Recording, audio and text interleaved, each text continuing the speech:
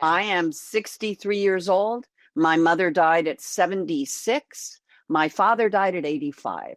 So excuse the pun, I have no effing time to waste.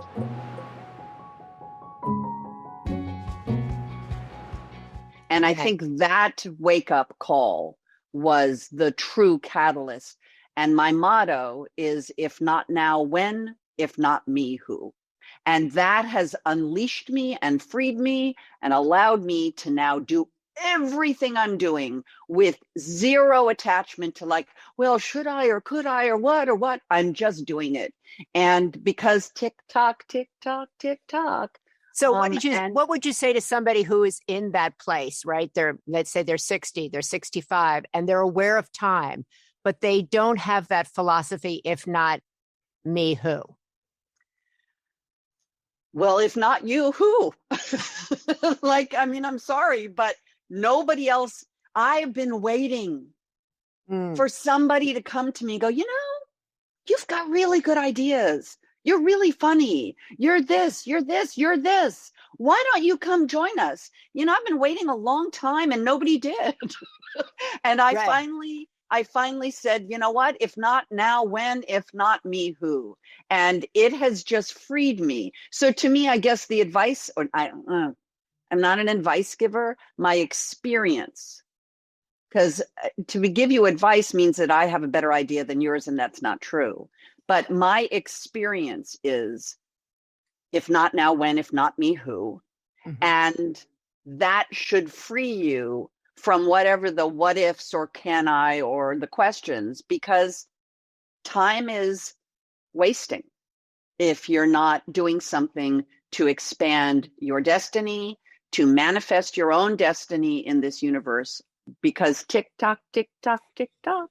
What does that feel like? I love the idea of feeling free, of not caring about the shoulds, of not, kind of living your life according to somebody else's terms. Describe that feeling of like, wow, I feel free now. I just get up, I come into my command center, I sit down, I do whatever the hell I want to do, and I don't care.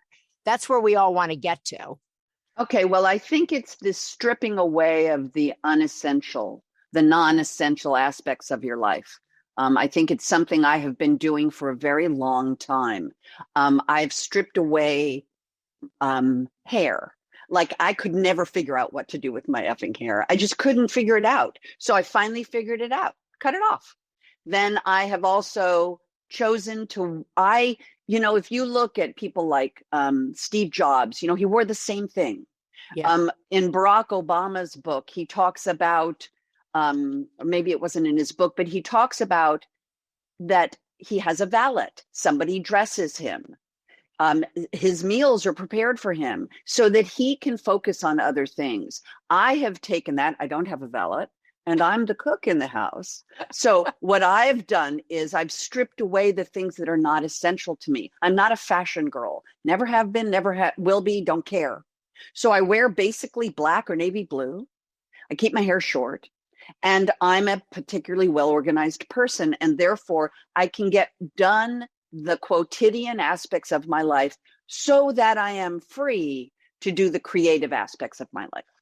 Vanessa, do you feel the same as Jamie? Do you feel like you're in a creative space now that is new for you or is freeing for you?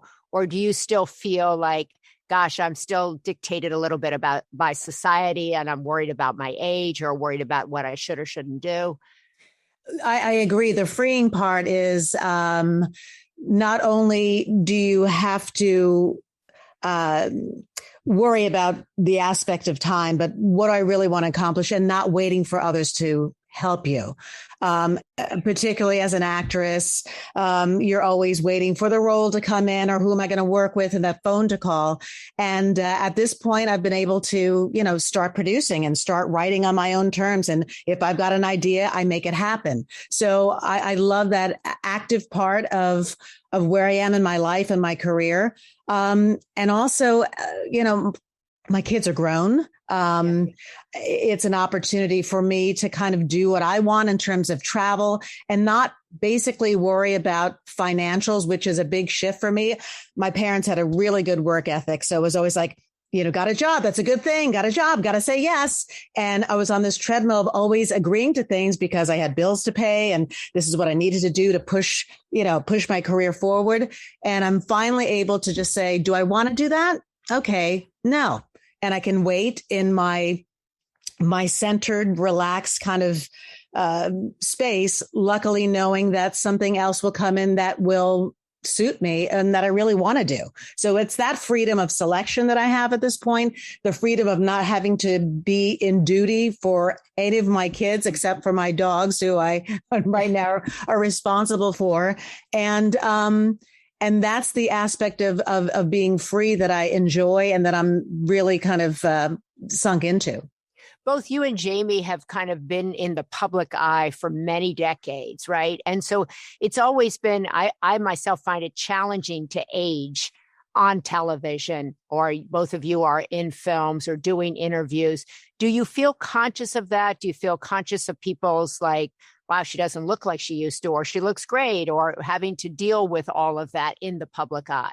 I've had two friends that have had the neck dones in the past year, two people that have had facelifts in the past year because they're on Zoom and looking at themselves and saying, oh my God, what's happened? I can't let this happen. So I get it. And I get that I'm at that age now where it's like, do I do it now or do I do it later? And I go into my dermatologist and say, what machines do you have? What do they do? Tighten this one, slimming this one. Oh, no needles. Yes, needles. So I understand that panic, and I understand the, and it's not being dissatisfied with your age, but we are in front of the camera all the time. And a lot of times I don't even post stuff because I'll see something and be hypercritical, which is ridiculous, but I am there. So I get it. I understand the panic.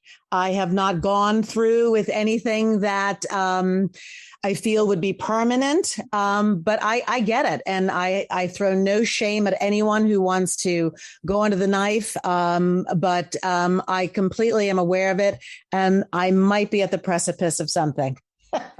Jamie, you've been kind of very outspoken about, like, I tried this, don't do that. I'm letting my hair grow. I want people to see what it looks like to age, and that you really want to be a part of kind of a new view on aging, right? That you've spoken about that. I want people to see my gray hair. I want people to see I'm in a uniform. I want people to see that my body isn't what it used to be.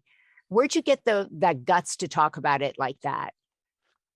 Well, It actually came from when I was I as like you, Marie, I write books for children, and I wrote a book about self-esteem called I remember I'm Gonna Like Me, Letting Off a Little Self-Esteem. Clever. Uh-huh. And in the promotion of that book, I did the cover of More magazine, and I was concerned that I was just going to be put out there into the world, that image of me, kind of pretty, airbrush, blah, blah, blah, not looking like me. And so I made a deal with the magazine. I said, look, let's take a picture of me with no makeup, no clothes, and show a full shot of it. And at the same time, then do a full picture of me, fully glammed out, hair, makeup, clothing, stylists, and show them side by side, but show how long it took, how much money it cost, and show people that, in fact, what they're seeing is fake. So that was an important moment for me, and it really liberated me. It wasn't my idea. I fully embraced it.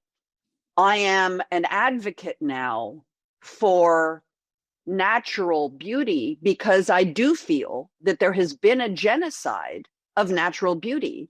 And it is perpetuated by the media. It's perpetuated by magazines big time. And it's even in our life here. I'm telling y'all, there's a Zoom setting where it says touch up my appearance. Well, duh. Well, I didn't get that. Wait, I haven't seen the touch up your appearance on Zoom. Go to settings. Go to settings. And then go to video. And then, the reason I'm saying it is this. Hello, everybody. Why didn't anybody tell me about that? But this is my point. My concern Mm-hmm. is that we have a generation of young people who believe they have to alter their appearance to post anything, anywhere. And that then becomes a baseline of, well, that's what that is. And we're never going to be able to go back to looking like natural women. So it's a concern of mine. Right. I'm not a, you know, I'm an advocate for natural beauty. And at the same time, Vanessa, exactly what you said, I don't judge people. You do what you feel you need to do. At the same time, I'm going to say what I think, because this is again, tick tock, tick tock. If I don't say it now. I also read this interview that you said, though, that you don't look in the mirror. I don't. And my cousin said that to me the other day. She said, I've just decided not to look in the mirror anymore. I said, well, where do you brush your teeth? How do you brush your hair? What do you do? She goes, I just go by the mirror. And I'm like, how's that even possible? Oh. And by the way, I did an appearance on The View, and they had done in one of their, it was on one of the women's shows where they were supposed to be friends, but now they're not friends and they all fight with each other.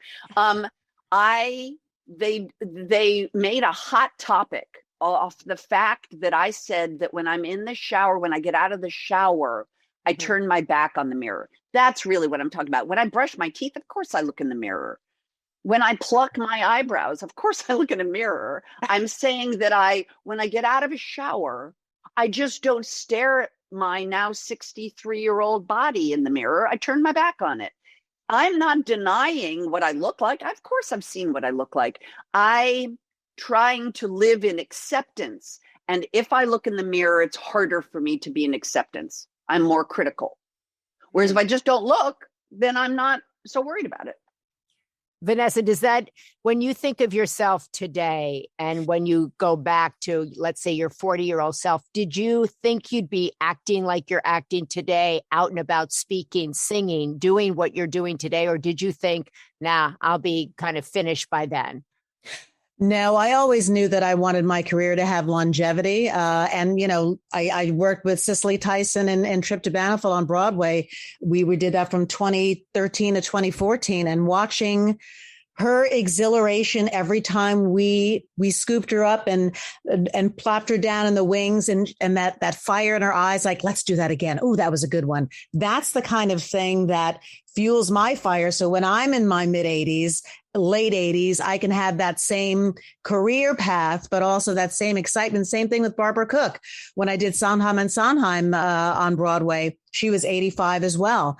And watching her sing Send in the Clowns, knowing that was kind of the last time we'd probably see her on the Broadway stage in a show like that. But also walking her off because her knees were bad, and I would scoop her up and take her to the wings. And it was that spark that when you can hear them, people standing up, and that spark of